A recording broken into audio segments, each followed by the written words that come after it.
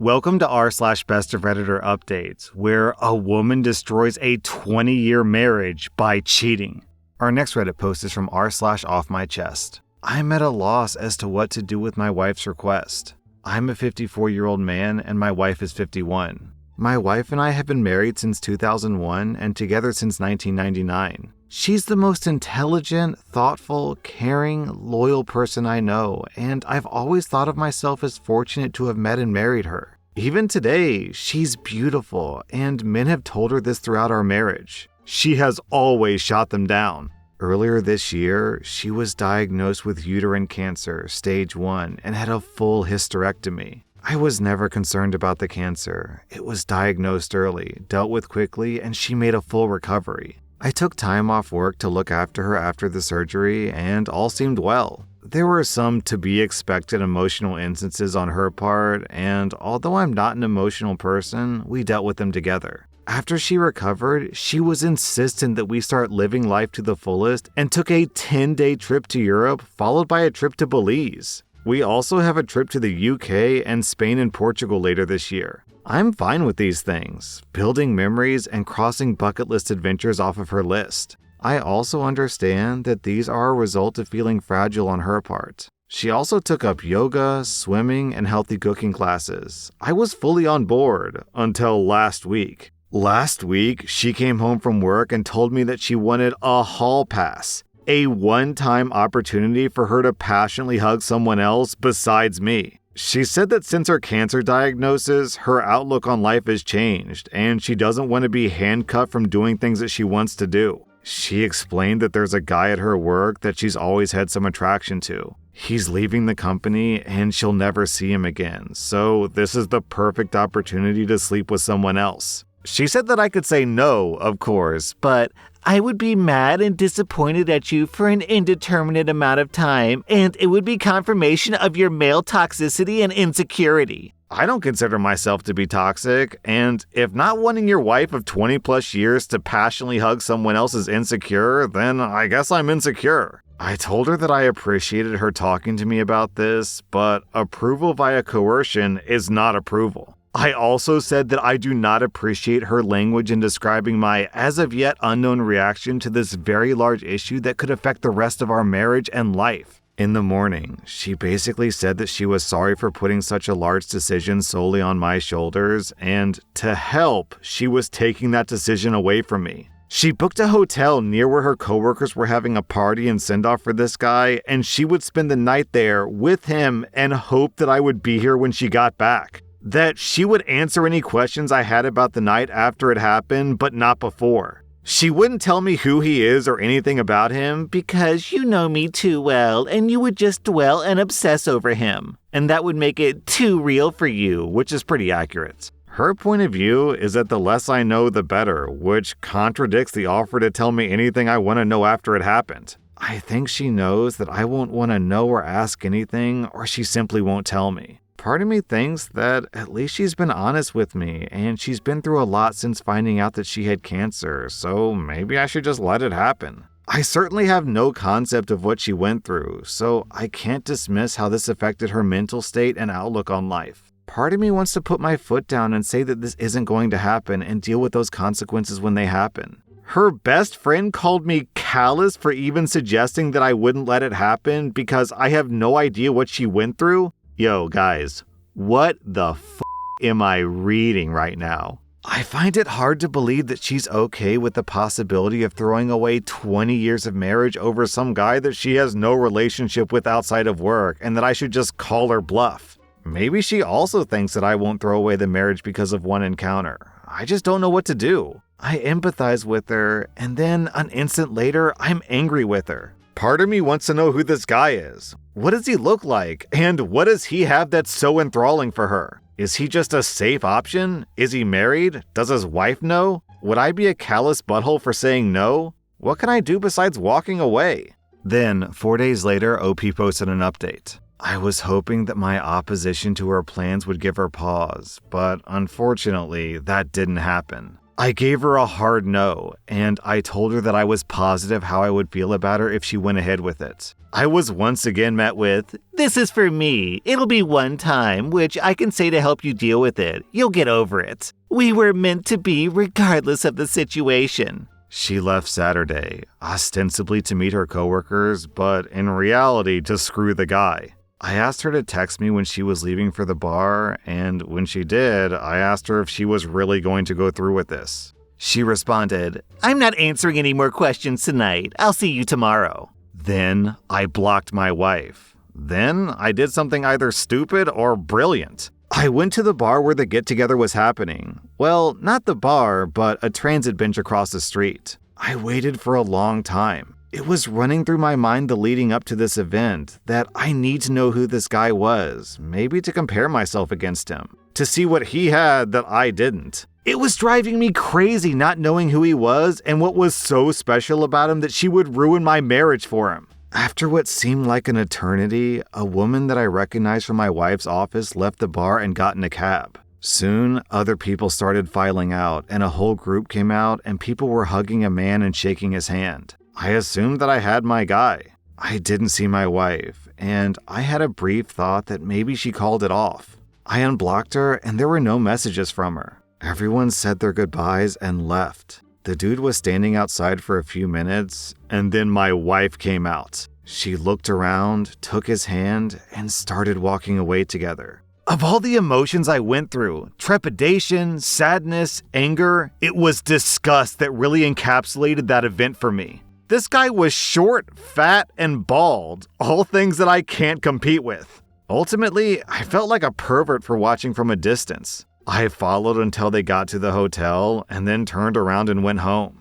I woke up Sunday morning and put a lock on the master bedroom door. I moved her things to the spare room and left a note asking her to find other accommodations as quickly as possible. I visited another friend who's a lawyer, and he gave me some sage advice and a couple of recommendations for divorce attorneys and made the introductions. My wife has been calling me numerous times since about 11 a.m. After a call's been blocked, the calls go to voicemail. I listened to the first couple of voicemails, but felt nothing but some satisfaction when she couldn't get through to me, and she was obviously becoming concerned. I didn't want to go home, but I left in such a hurry that I didn't plan an overnight properly. I got home around 9 p.m., and as per my buddy's advice, I recorded the interaction. I was halfway up the stairs when she came up from the family room asking, "What's going on? Can we talk? I thought we talked about this." I just answered that I wasn't interested in talking and went to bed.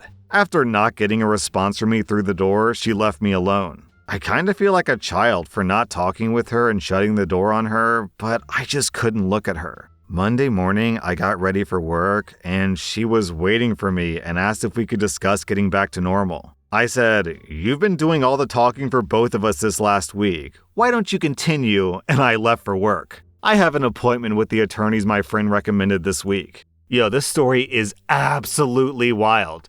Reading it, I was like, okay, so we have a run-of-the-mill cheater who's always fantasized about cheating, and her near-death experience has made her think, okay, now's my time to cheat. But then the friend comes in and tries to call OP, what was it, callous for not considering it? What? OP, I am deeply relieved that you have a spine here. The way this was going in the first half, I really thought that you were just gonna buckle and forgive her, because the way you describe your relationship, it kind of sounds like she wears the pants, no offense, because you're very considerate and she's very callous and bossy, so I just sort of assumed she was gonna get her way. But it is so relieving to know that you are abandoning ship. Your marriage, my friend, is a sinking ship, so get out before it's too late. You think this is a one-time hall pass? Yeah, right. Man, it's so wild to me that two people can be in a loving, committed relationship for 20 years, and then after a 20-year relationship, after your partner has supported you through effing cancer, your response is, okay, well, I don't care about you anymore, so bye. She really only shows her true colors after 20 years of marriage. What a disgusting person. Legitimately just scum. Our next Reddit post is from rSlash My 9-year-old child has recently gotten into baking. She's really passionate about it. And it sparked most of our family members to stimulate that passion by requesting my daughter to bake small items they happen to be craving right then because they'd be coming over soon. They'd always be small things like, oh, I'd sure love some brownies. And since family members genuinely asked and complimented her, it made her heart smile. So I supported her and I didn't mind paying for the ingredients. Now, one of my family members is hosting a gathering and asked my daughter to bake 75 cupcakes. They said that they would take her shopping for ingredients. My daughter asked me if she could, and I said sure. I supervise all oven-related steps, and I'm always present. Afterwards, I contacted that family member, and I said that my daughter was so excited to have her very first paying customer. This family member was apparently appalled at the expectation of paying my child for hours of labor, and said that since she's a minor and doesn't have a genuine business yet, she shouldn't expect payment because of taxes? Yo, what? I replied to her that if she feels so strongly about this, then she should order from a genuine business because there is no way in any universe I'm gonna let someone exploit my kid like that. She accused me of promoting child labor, and when I countered that she appeared to be fine with that child labor until she had to pay for it, she hung up on me. Now, to be clear, I didn't expect her to pay my daughter a full hourly wage, just something extra to thank her for her hard work. My daughter has been putting every cent that she gets in allowance or she earns towards baking supplies. I assume that she would have done the same thing with this money, but that's entirely up to her. If this family member decides not to pay, I'm still going to let my daughter make the big order, pay my daughter in full, and then take the food down to a local food bank so she still gets the money and the experience. As fellow parents, how would you have approached this situation? I feel like I potentially robbed my kid of an experience that she would have enjoyed out of personal principle. OP, I don't know where the update on this is going to go, but as a fellow parent, I have to say you handled this perfectly. Oh my God, 5 out of 5 stars, OP. I'm so proud of you. The fact that you're paying the cupcakes out of your own pocket and still letting your daughter do the things she wants to do is so sweet and considerate. And you're also advocating on behalf of your daughter to make sure she's not exploited. This is just stellar. This is the perfect post so far. Let's see if it turns into a train wreck. Then, 2 days later, OP posted an update. To those accusing me of trying to profit off of my child, monetizing something that should be fun, or being an awful parent in general, go headbutt a moose. I sat my daughter down and explained to her that the relative didn't intend on paying her, that she was welcome to do the work for free if she so desired, but she was allowed to decline her request. We proceeded to have an entire discussion about the differences between doing a favor, like a pan of brownies, and labor, like catering an event. I emphasized that it was her decision and she would have my help and support whichever way she went. She ended up asking if it would be possible for her to attend the event instead of receiving payment so that she could see people eat her cupcakes.